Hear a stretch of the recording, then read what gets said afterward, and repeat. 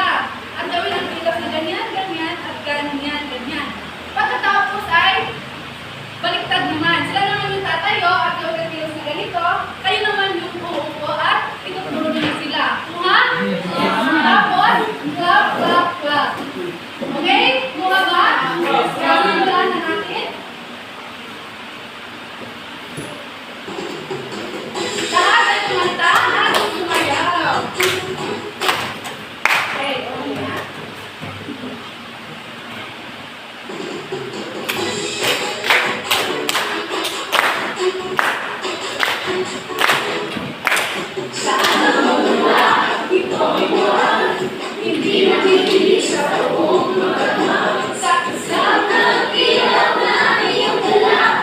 Lahat ng araw mo maganda. Taas baba ka nagkaliwa. Saan ka man mapunta, liwanag ang iyong kaya. Nangingiti mo ako, ikaw ang sunshine naman. Nangingiti mo ako, ikaw ang sunshine ko.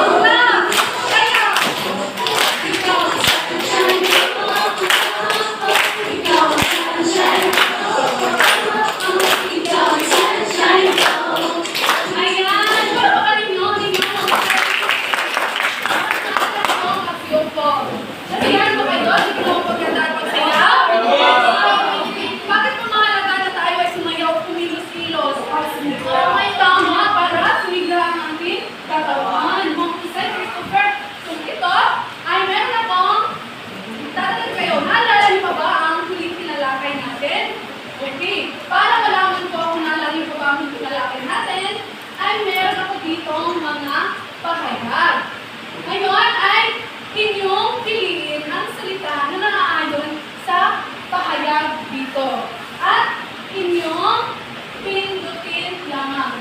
So, sa lahat ng ikilahok sa ating klase ngayon, ay bibigyan ko kayo ng kantipala mula sa istasyon at kantipala ni Binibining Flor. Ngunit, mamaya ko na ito ibibigay pagkatapos natin klase para hindi na tayo matagalan pa sa ating klase.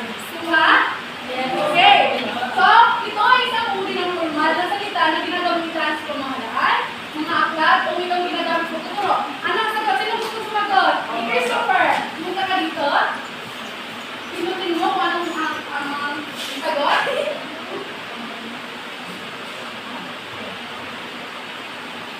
Mahusay! Tama ka na sagot. Christopher, sino dito? Ito ay isang uri ng formal na salita na ginagamit ng mga manunulat at taludwika. Okay, Ashley, sumunta dito. Pinutin.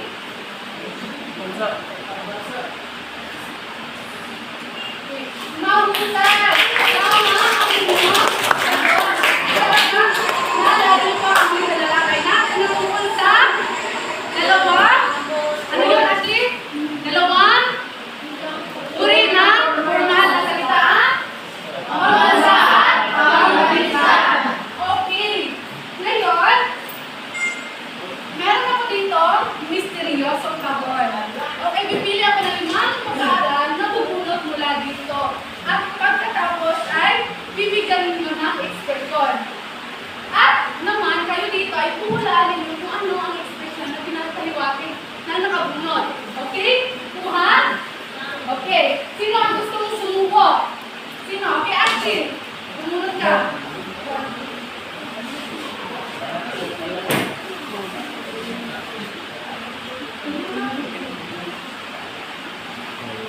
Okay, pakita mo sa kanila. Ano ito? Tumahimik kayong lahat. Bigyan mo ng ekspresyon ang iyong nabunot. Okay. So, ano? Nagalit.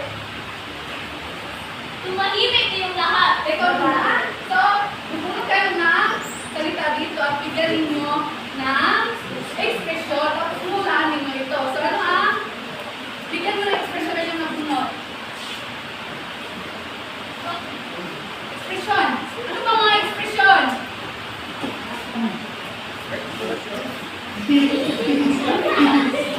Yeah, ano ang ekspresyon? Naulit ba?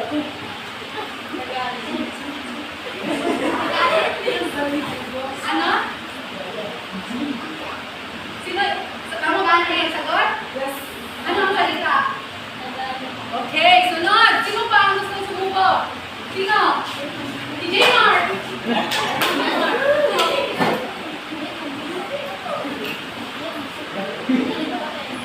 Kaya ano ang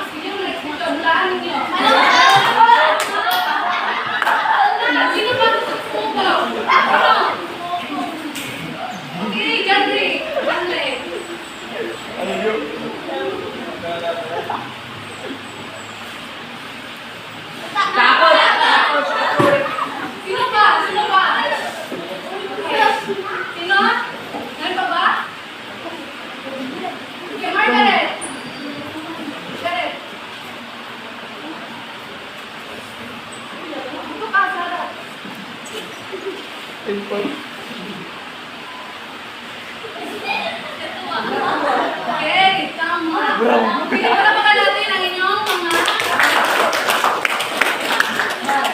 Paano may expression magpakita ang inyong mga dito sa harap? Ano yun? Ano yun, Christopher? Natuwa? Ano pa?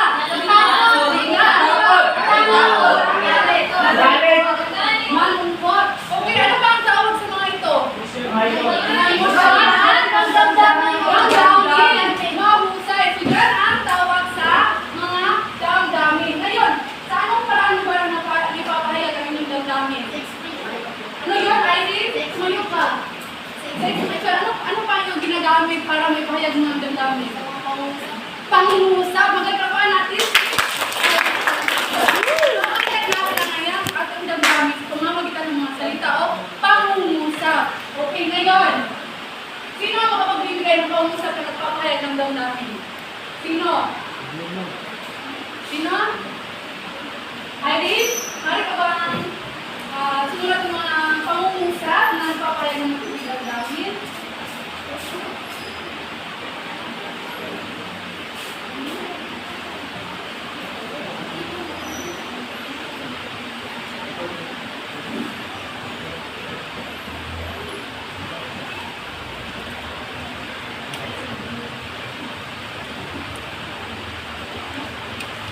Okay. Wala na. Ano ang ibig sinulat? Wala nang silbi ang lahat. Okay. Ito ba yung makapahayag ng silbi ng damit? Okay. Sino pa makapahayag ng isang pangungusap? Sino pa? Okay. Ashley.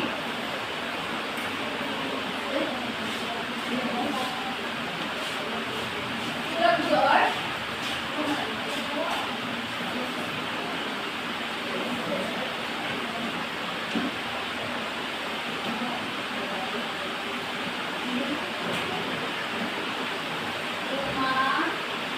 Tumahimik.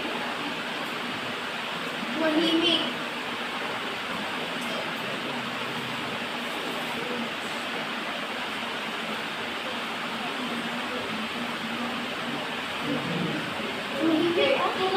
Tumahimik. Tumahimik ba yan? Tumahimik.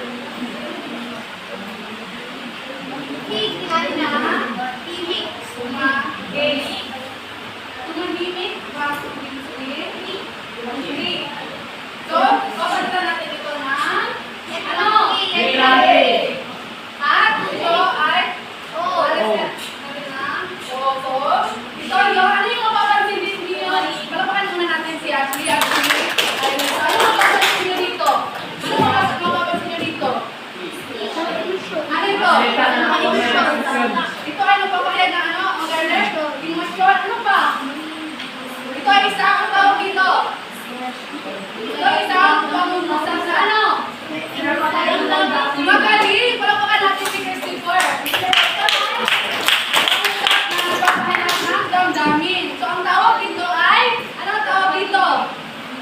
Pangungusap na may matinding damdamin. Ano ibig sabihin? So, pangungusap na mayroon, pangungusap na matinding damdamin o tinatawag na padamdam. Tama. So, yan ang tatalakayin natin sa araw na ito.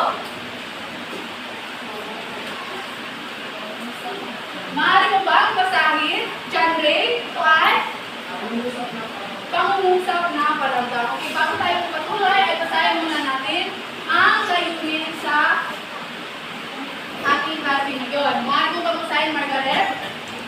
Sa katapusan ng aralin, ang pag-aaral ay nasahang natutukoy ang damdamin na pinapahiwatig sa pangungusap.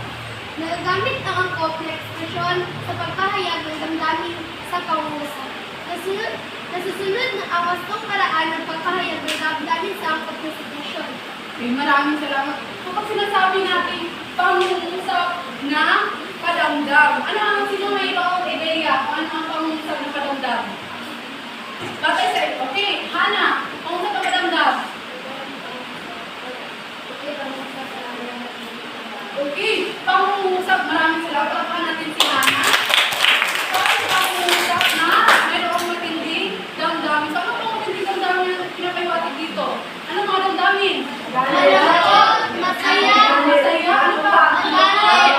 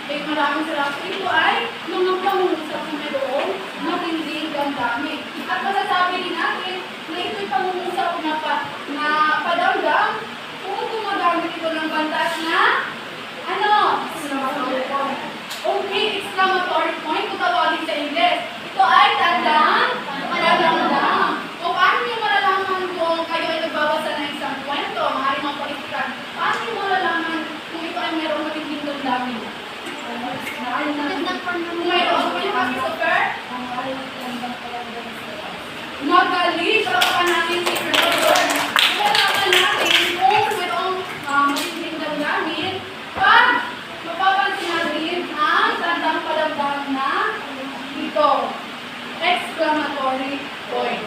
Okay, balikan natin ang ginawang pangungusap kanina sa ating gawain.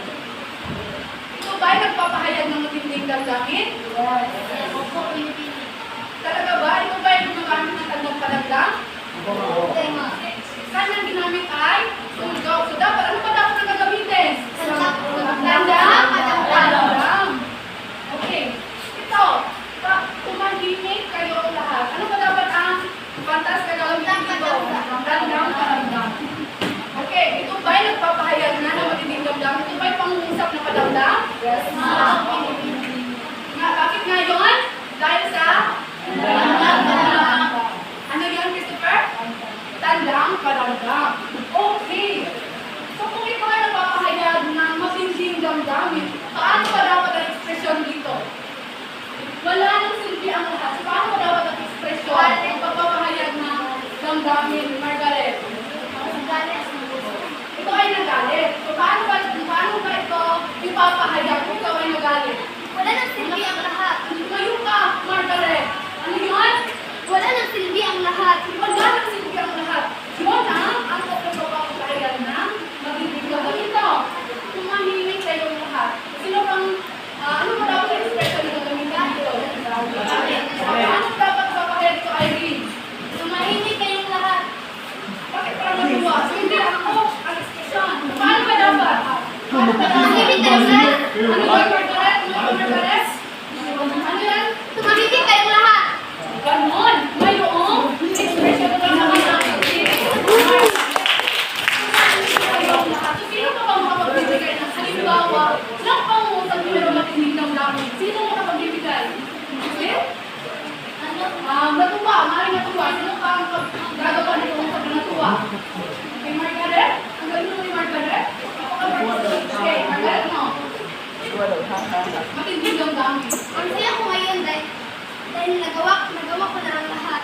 Wow! Ang saya ngayon dahil nagawa ko na ang lahat. Yun, ang president ay anong damdamin? Natuwa. Sino pa makapagbibigay? Sino pa makapagbibigay? Pangungusap na mayroong matinding damdamin. Christopher? Sige, Christopher. Ano yun? Wala kayong planta. Ano pang damdamin niya? Ano pang damdamin niya, Christopher?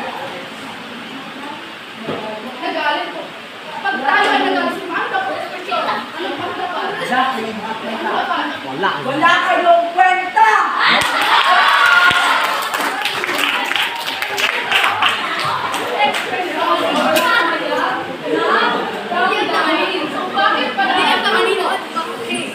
Bakit pa dapat ang expression sa pagpapahayag na damdamin? Bakit?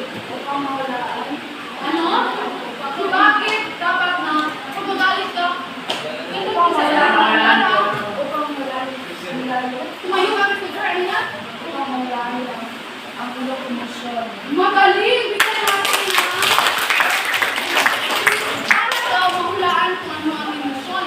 Kung nagalit ka, kung nagalit ka, pumupunta ng iyong emosyon, yung boses na iyong damdamin. So, yun yung mga tamang paraan ng pagpapahayag ng damdamin. Okay, meron ako dito.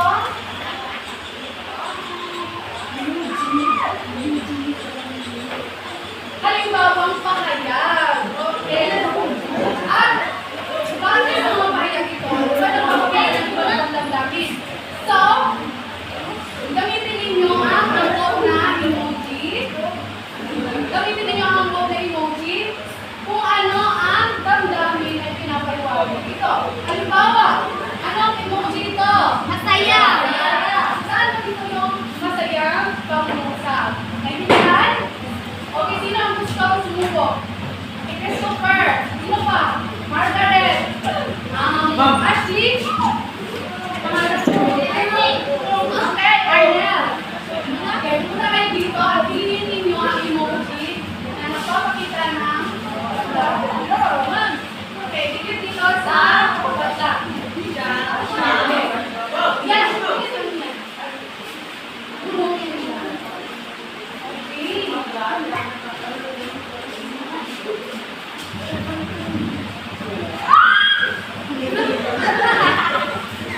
Okay.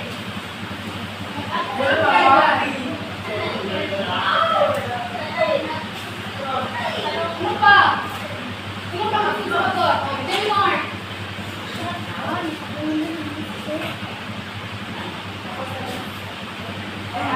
Meron sa Ana. Ano pa? Ana. Ana.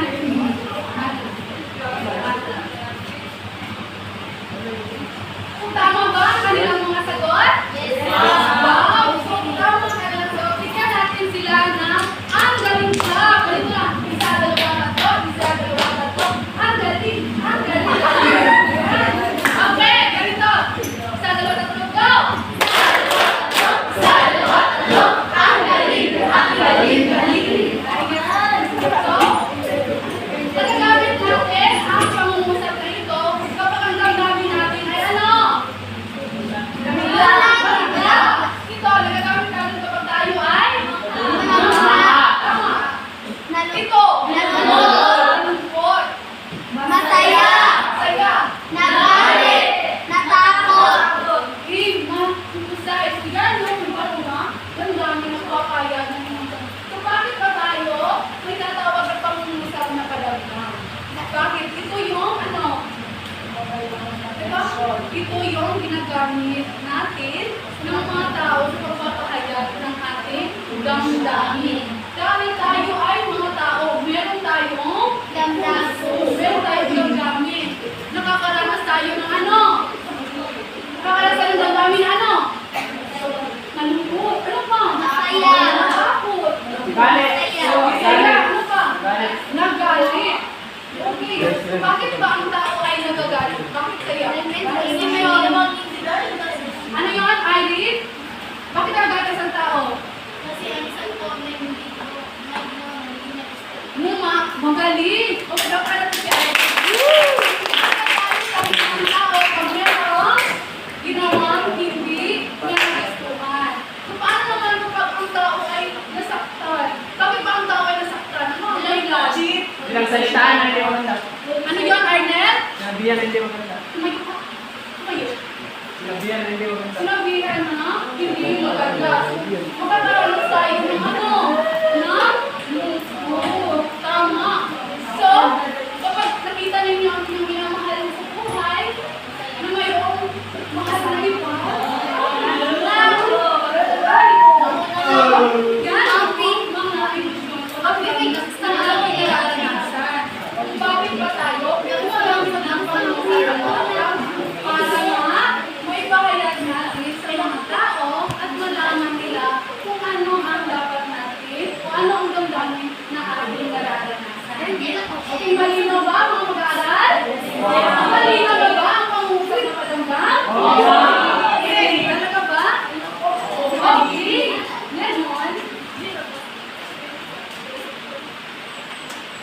Papakatin ko kayo sa apat na pangkat.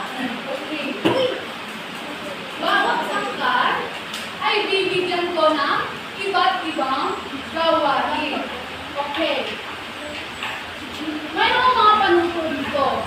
Ang inyong gawin ay basahin nyo lang at sagutin kung ano ang pinapasagot dito. Okay? Tapos, isulat ninyo ang sagot sa papel na ito. Okay. So, kayo ay di ba apat na pakat ang sinabi ko? Okay, dito yung unang pakat, dito yung dalawang pakat, at dito yung tatlong pakat, dito naman yung apat na pakat. So, ilan na dyan sa unang pangkat? Anim. Dito. Anim. Dito. Anim. Dito. Anim. Lima lang. Lima. Lima lang. Okay. Dito, so, dito, maaari ko ang kita dito para maging anim sila para sa ating pangkat. Okay. Ayan. So, yan yung magiging pangkat ninyo. Ngunit bago ko ito bibigay, narito muna, narito muna yung mga pamantayan para magabayan kayo sa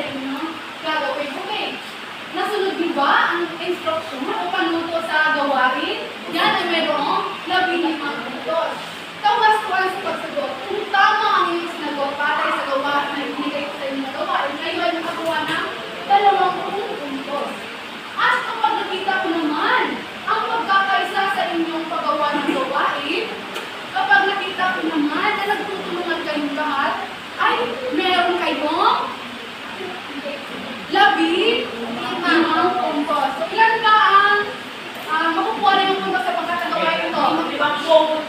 Tama, 5 puntos. Okay. Narito yung ito yung unang pangkat. Huwag muna kayo ang Diyos. Ito yung ikaapat na pangkat. Ito yung ikatlong pangkat. Ito naman yung ikalawa. Okay. Muli, nais kong basahin ang panuto at inyong gawin ang ipinapagawa sa inyo. Makinig. Okay.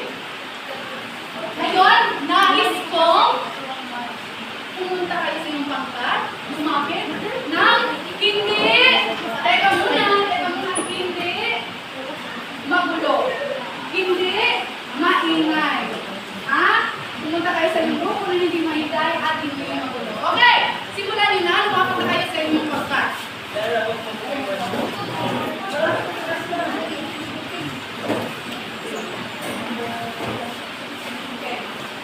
Bibigyan ko lamang kayo ng 3 minuto.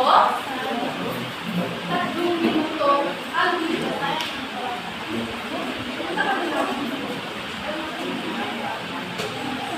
Okay? 3 minuto upang basahin ninyo. Ano ang panuto?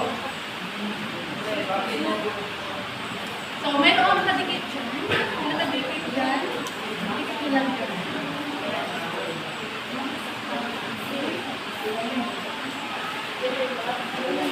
Ang inyong oras sa pagsagot ay magsisimula na.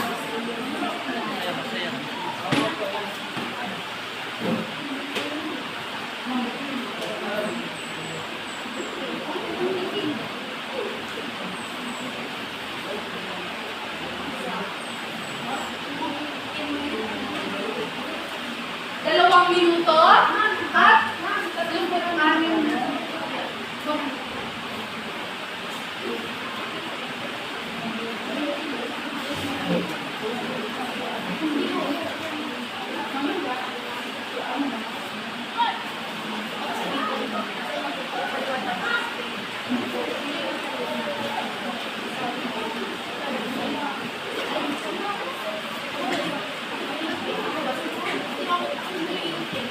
2 minuto at 4 na segundo.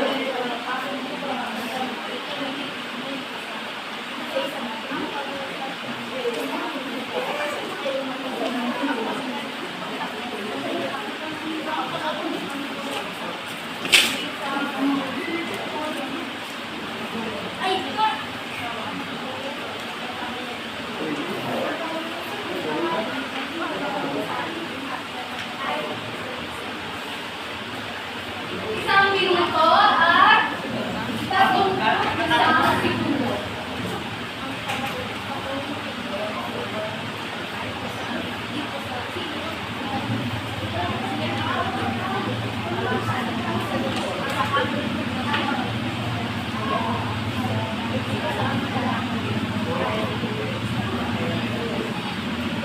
Isang minuto at 7 segundo.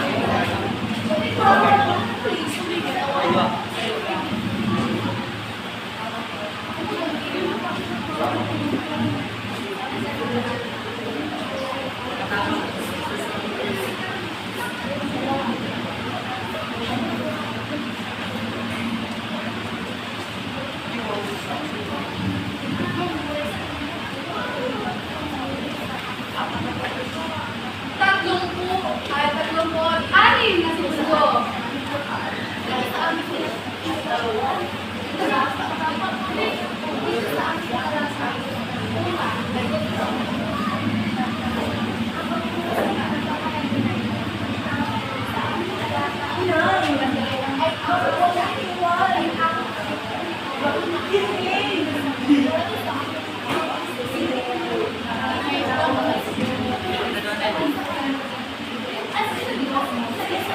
Limang segundo.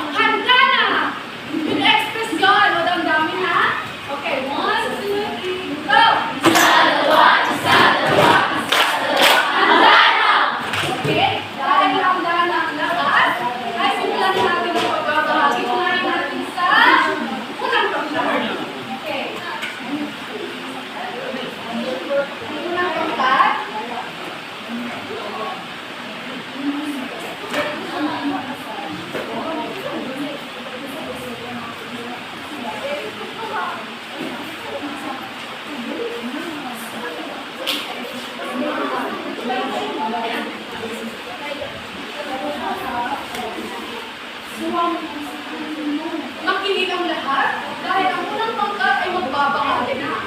Sige, simulan na.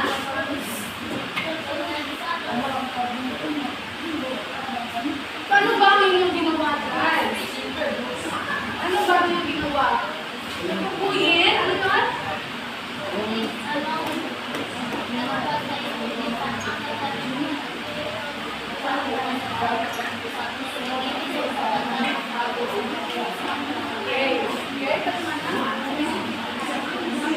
Makinig ang lahat. Sige. Sa magtaksin. Maligayang araw sa mga.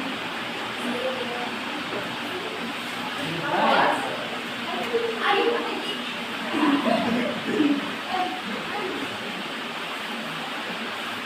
Salit ka sa pamamahay mo. Sige, sunod. Jessa, ganahan sa iyong dalig na. Tama ba ito yung ekspresyon? Hindi. Hindi, ano dapat? Jessa, may ahas sa ilalim ng pusa iyong. Ano ba dapat sino ang makapag, ano, ekspresyon? So, Jessa, may alas sa iyong buwan. Di ba? Nagtamot. Okay, tingnan ninyo, tama ba ang pagpili ng kanilang industry? Tama ba? Tama? Okay, tama ang kanilang naging sagot. Palakpakan nyo naman natin ang okay. So, ang kanilang ginawa ay pinili nila kung ano yung emojis na kanilang gagamitin batay sa pahayag. Sunod, may karang bakat.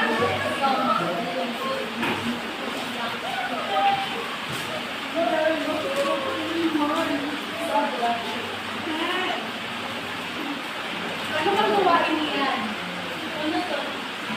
Itunay ang alay at alay pinipalay kung ang damdamin na pinakahayagan.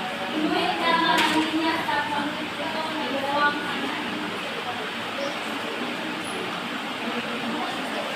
Sa baba,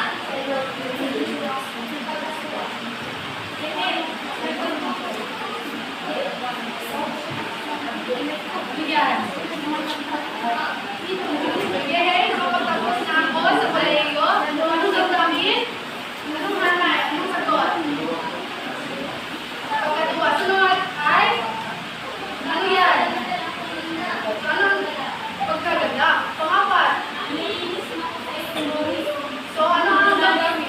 Galit? Sunod?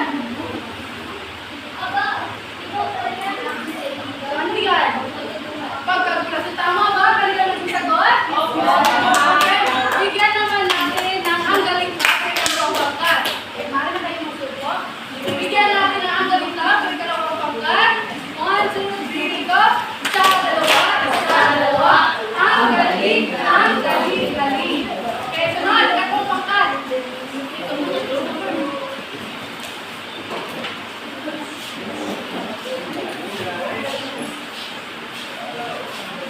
Anong gawain mo yan?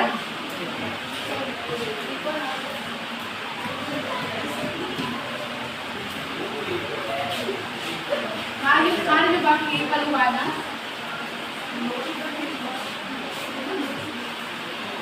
Buwa ng apat na pangungusap na pamamayan ng pilitan namin batay sa pinakita ng nasa lalaki. Nay, bakit mo ako itiwan? Pangalawa, Jen, malapit ang bakasyon. Sawa na ako sa ugali mo! Maawa ka. Huwag mo akong saktan.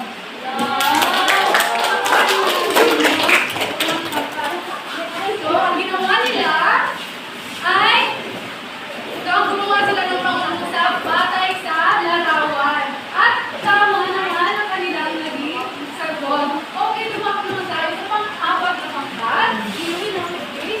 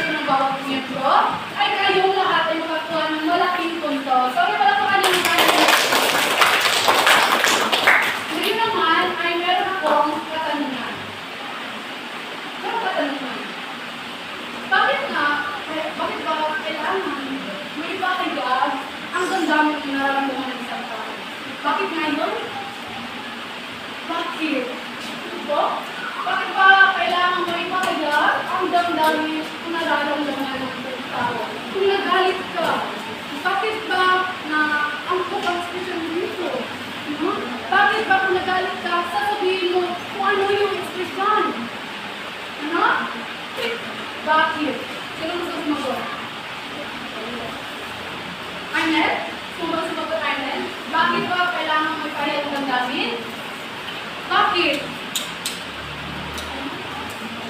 Mari ka ba tumayo? Ano yun? Ha? Tumayo? Ano yun?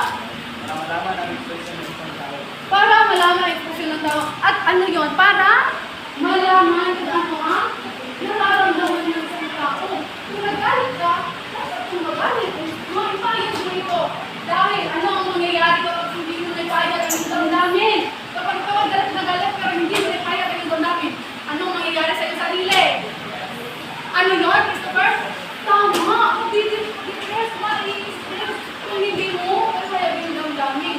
At kung tayo ay nai-stress, pero nagdudulot sa ating katawan, sa ating puso, dahil kung hindi mo nararamdaman ang iyong damdaman, may kaya ang damdamin, mananatili at natawag na, ano, na, stress, maapektuhan ang iyong puso, maaaring bibilis ang, dahil sa galit, bibilis ang, Ay, blood.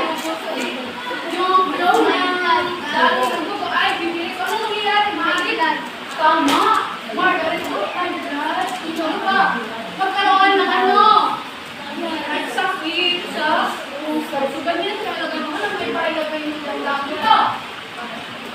Kapag napagalitan ka na iyong ina, napagalitan ka na iyong ina, tapos, nakaramdam ka ng galit dahil hindi mo natatanggap ang kanilang sinabi sa iyo. Paano may pahayagan yung damdamin? Galit ka, galit ka, paano papahayagan yung damdamin? Gayong, pinagalitan ka na iyong magulang. Diba? Nagagalit ka. Pagtataasan mo ba siya ng boses? Hindi. Ano yun, Marga? Bakit hindi, Marga? Gayong nagalit ka. Bakit? Sumayo ka? Kapag? Pagkatapos mo yung boses ko yung Magaling! Wala pa ba natin, sis? Sumasagot-sagot ka or ipayag mo yung gabang na sumasagot-sagot ka ay parang daw ikaw ay walang respect o walang pag-alala. So, kapag natin natin ang dami, kailangan talaga na iaayon natin sa sitwasyon. Tama ba ito? Tama ba na sasagot-sagutin mo yung magulang? Diba? Hindi kailangan na i-appropriate ito sa sitwasyon na iyong gagawin sa pagpapahayag ng nila. Okay.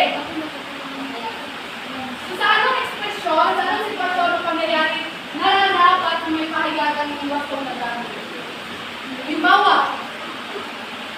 Halimbawa, meron nakita sunog. So, ano ang dapat na ekspresyon mo dito? Paano dapat? Ano sasabihin mo? Alam, may sunog. Paano ang mangyayari dito kapag malaman ng tao na sinabi ng iyong ang kapitbahay na mayroong sunog? Magtatakot, ano ka? Mabibigla, matatahan ka. Sumari, matulungan, no? Patulungan siya na nagsabi na may sunog. Nararamdaman ka na sabihin na sunog, ay may salam, may sunog. Ano gagawin ng mga tao? Tutulungan ka ba niya? Parang naman natuwa. No? Kaya dapat, kung kaya ng iyong kung meron kang nagugustuhan na tao, ipahayag mo na bago pa mahuli ang lahat. Baka maaaring i-cashback kaniya, kung hindi naman, at least sinabi mo ang nararamdaman. Ganyan siya, no? So ito, bakit ba mahalaga ang matutunan ang paraan ng pagpapahayag ng damdamin tulad ng paggamit ng pangusap na palamdam? Bakit? Ngayon nalaman nyo na kung anong halaga nito ang pagpapahayag ng bakit pa mahalaga? Bakit? Siyang ani? Ngayon, bakit ba mahalaga nito ang paraan ng pagpapahayag ng damdamin tulad ng paggamit ng pangusap na palamdam? Okay. Dahil, nagagamit natin ito sa pagpapahayag ng ating damdamin. Nalalaman o ginagamit natin sinasabi natin tayo ay galit, tayo ay natuwa, tayo ay malungko. Dahil tayo ay mga tao na mayroong damdamin. Ngunit kailangan rin natin na isalang-alang ang angkop na ekspresyon o angkop ba ang magpapahayag ng mga damdamin sa sitwasyon. Diba, halimbawa yung kanina sa iyong magulang, diba hindi pa dapat na iyong sagot-sagutan na sila. Dahil sila yung mga magulang. Dapat angkop ang ekspresyon na yung gawin. Tulad mo kanina, mayroong nasunog.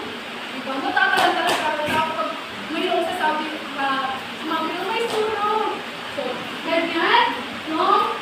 Tungkol sa pamumusa ng kalamitan.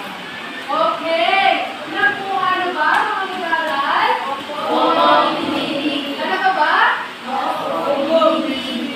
Okay, ngayon ay sagutin ninyo ang pagsusulit. Bibigyan ko lang kayo ng ilang minuto kung paano sagutin.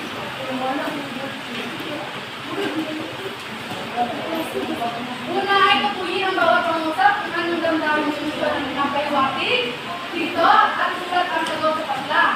Pangalawa ay gamitin ang angkop na ekspresyon sa pagpapahayag ng damdamin. Bibigyan ko lang kayo ng ilang minuto pang pagsusunod.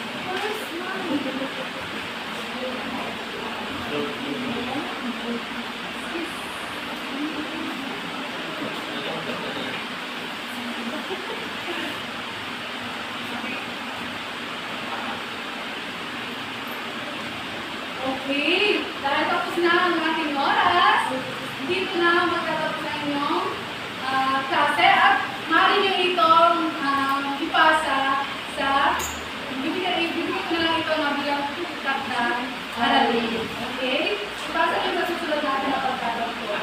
At dito na natatapos ang ating klase. Ako ay magtuturo sa inyo ng isang pahayag na inyo dapat baunin. Ito ay ano? Mag-aral mabuti upang buhay ay bumuti. Okay, tapos na ang ating klase. Paalam na sa inyong lahat. Paalam at salamat po, mga guro. Nagbabayad tayo ng Panginoon. Okay, patuloy din sa ating Panginoon. Maraming salamat. Narito na yung mga damping para sa lahat ng mga nakasama ko. Ayan! Kumuha ng isa. Isa-isa. Okay, isa. Okay, everyone can eat.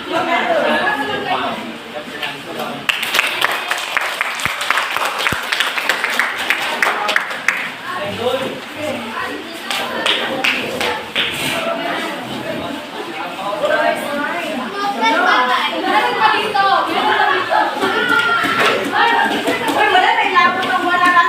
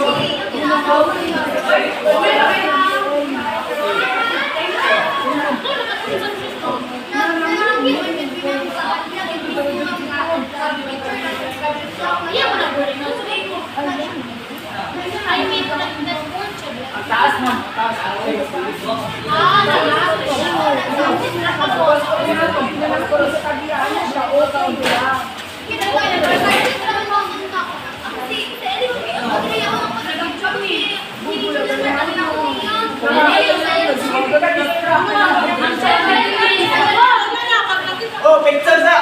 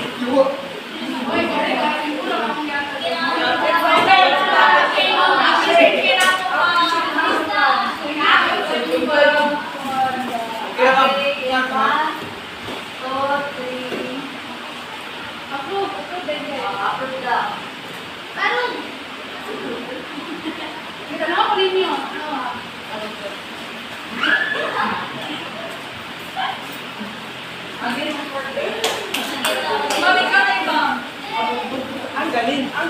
Okay na natin. Again.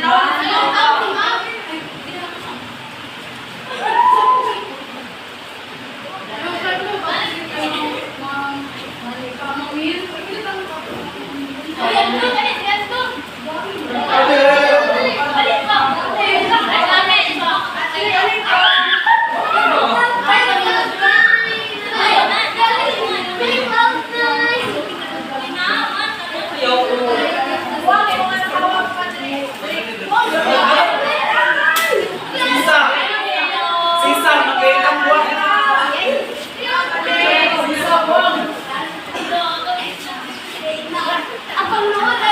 Alam mo yan, dami na.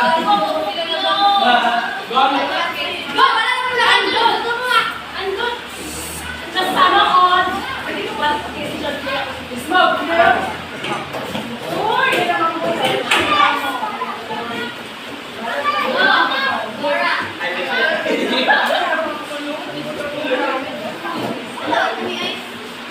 Uy, kamu doon yan.